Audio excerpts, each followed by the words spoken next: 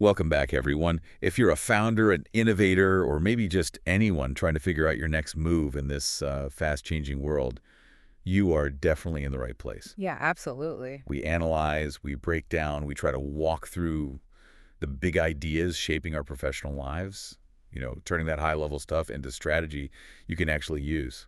And that's really the heart of the Next Game playbook, isn't it? We try to get past the noise, the speculation, and focus on synthesis.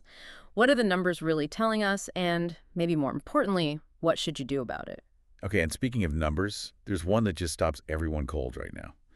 That figure you keep hearing. Reports warning AI could replace the equivalent of, get this, 300 million full-time jobs. I mean, just hearing that number makes you wonder, are we looking at some kind of, I don't know, professional apocalypse? Is work over? Or is this just evolution on fast forward? It's a scary thought, right? And that anxiety really grabs people, but it makes them focus only on the negative side. We've got to push past that headline shock and, look at the actual data. Okay. Because when you pull back the curtain, the picture is, well, it's more optimistic, definitely more complex than just jobs are disappearing. Right. And here's where it gets really interesting, because the data we're looking at today, and this comes straight from a recent article on nextgameplaybook.com called Future-Proof Skills for 2030, What to Learn Now, it tells a very different story about the net effect. Exactly. The key takeaway, particularly from the World Economic Forum data cited, is this. It's not elimination we're seeing. It's more like a massive global reshuffling of human effort. Reshuffling, okay. Yeah. So while projections do show about 92 million existing jobs might be displaced by automation. Which is still a huge number. It is, absolutely. But the same models project the creation of 170 million completely new roles. Wow. Okay. So if we do the math, net outcome, that means we're actually looking at 78 million additional jobs globally by 2030. Precisely. 78 million more jobs. That completely flips the script, doesn't it? It shifts the narrative from scarcity and fear to one of, well, massive transition. A huge transition. Yeah. And there must be some serious economic force behind that kind of shift. How about colossal forces? The source material points out that AI is expected to add something like $13 trillion in global economic activity. 13 trillion. Trillion, yeah. That's about a 16% bump in cumulative global GDP. Okay, but how does that $13 trillion actually happen? Like, where does it come from? It doesn't just appear. No, it's sort of twofold. First, you've got massive efficiency gains, tasks that took 10 people 100 hours now may be done instantly. That frees up people, human capital, for more creative work. Right, reinvestment. Exactly. And second, AI lets us tackle problems that were just too complex before. This creates whole new industries, new markets, services we couldn't have even imagined 5 years ago. It shifts us from just doing repetitive stuff to more strategic innovation. That reframing innovation over execution that feels really key. And look, if that idea resonates with you, if you find value in this kind of analysis, you really should subscribe right now. Seriously, wherever you listen, Spotify, Apple Podcasts, YouTube, hit subscribe. Definitely. We break down strategies like this every single week, and you don't want to miss what's coming next. So, okay, now that we've established this net positive, the big strategic question becomes, how do you, the listener, adapt? And the first step, really, is figuring out where the disruption is likely to hit hardest. Yeah, because we often think, automation replaces manual labor. But the sources, they put a bullseye on certain kinds of white-collar work, don't they? What makes a role at risk today? It's less about the salary or how fancy the job title sounds. It's really about its predictability. How structured is it? Predictability. Yeah. The roles most at risk are the ones that are repetitive, formulaic, routine. The ones that don't really need a lot of, say, emotional intelligence or complex, ambiguous problem solving. Can we pause on formulaic? Because that seems important. What does that mean in, a work context? Sure.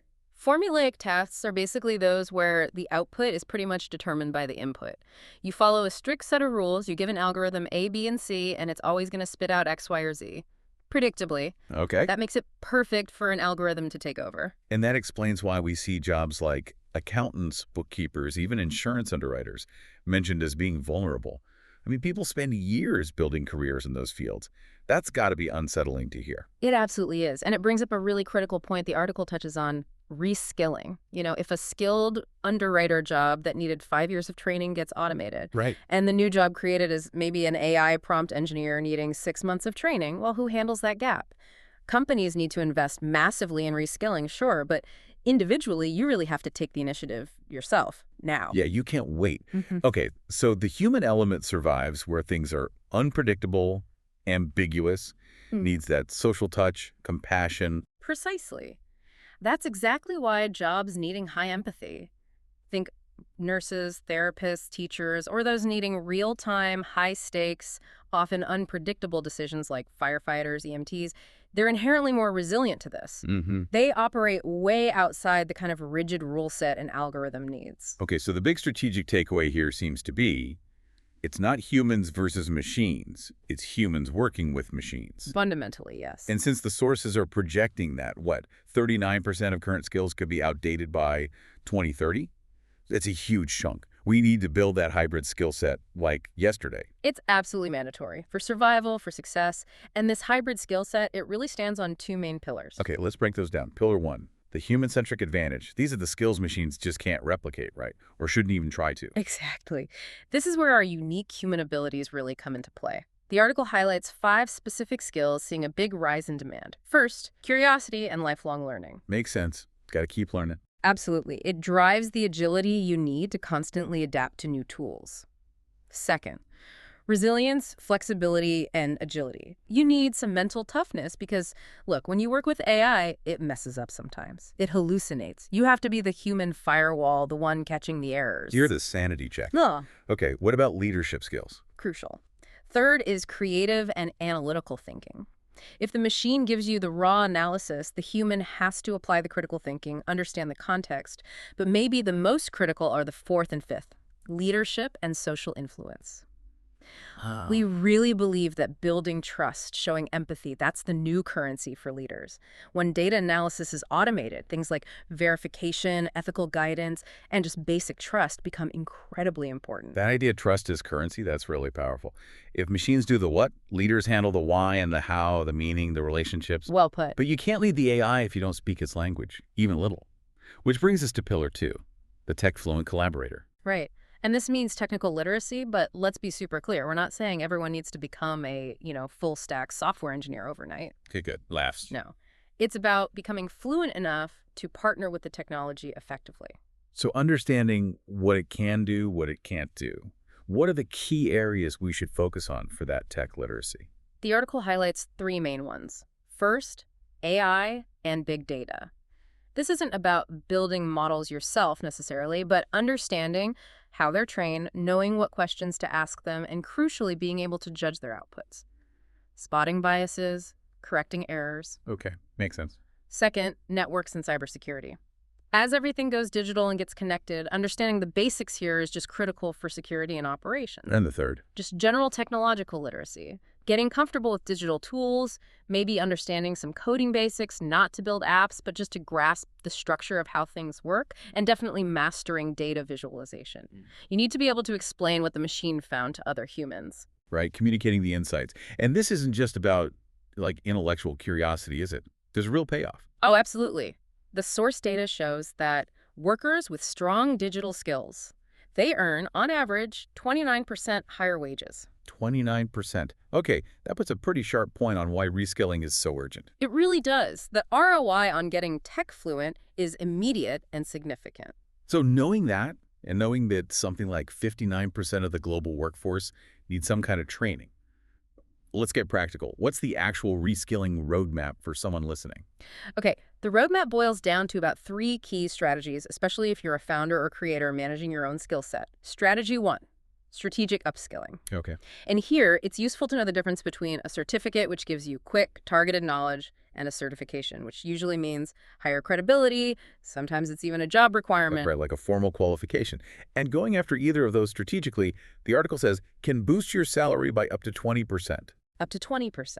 It's a pretty strong short-term motivator for keeping those skills fresh. Definitely. What's strategy 2? Strategy 2 is all about the power of projects. Look, learning stuff is great, but demonstrating you can do something with it, that's everything. Show, don't just tell. Exactly. We strongly push for project-based learning, or PBL. You need to build a professional portfolio that actually shows off your hybrid skills in action. But what does a good project look like if you're not, say, a coder? It means tackling a real problem you care about and automating even a small piece of it. Maybe you use a no-code tool to streamline inventory for your small business, or you use an AI writing assistant, an LLM, to totally rework your sales pitches. Okay. The key is document it. What did you try? What failed? What was the final result? What impact did it have? That portfolio piece proves ability way beyond just listing a course on your resume. That makes a lot of sense. It's proof. And the third strategy kind of ties it all together, right? Building your digital brand. It really does. Think of your digital brand as your professional resilience plan. It's about sharing your learning journey publicly, documenting those projects online, showing people you're adaptable. Mm. That kind of visible presence, demonstrating your skills in action, it can open doors to opportunities you wouldn't even know about otherwise, often before a formal job is even posted. So if we zoom back out, Mhm. connect all these dots, Mm. automation really presents a pretty stark choice for you, the listener, right now. It really does. Are you going to be a spectator, just sort of anxiously waiting for change to happen to you? Or are you going to be an active participant, shaping your own future? Yeah. Machines are going to redefine jobs, yes, but they're not going to eliminate meaningful work entirely. The people who succeed will be the ones who embrace learning constantly, build that hybrid human-tech skill set, and prove they can adapt through real projects. That is the core takeaway we really want you to walk away with today. And for a much deeper exploration of all these ideas, you absolutely need to visit nextgameplaybook.com. Go read the full source article, Future-Proof Skills for 2030, What to Learn NW. And hey, while you're there, we genuinely love to know, which of those human-centric skills are you planning to focus on first? Drop a comment on the article page, let us know your thoughts. We actually read them all. Please do. Also, make sure you subscribe to our newsletter. You get exclusive updates there, and check out some of our related episodes on strategy and founder success. You know, this brings us to the final, maybe slightly provocative challenge from the article itself. Yeah. Why wait until 2030? The time to start reskilling isn't next year or even next month. It's now. That's the kicker, isn't it? That's the thought that needs to stick. Today, right now, pick one human-centric skill. Maybe it's resilience, maybe curiosity, and pick one tech-fluent skill. Maybe it's just understanding AI outputs better. Yeah. Then find a way, anyway, to apply them in some kind of project, even a tiny one. That first intentional step, that's the most important one you'll take. A really powerful place to start. Thanks for exploring this with us today. Yeah, thanks for tuning in. We'll catch you next time as we keep breaking down the strategies, the innovations, the insights that help founders and innovators win their next game. This is the Next Game Playbook. Signing off.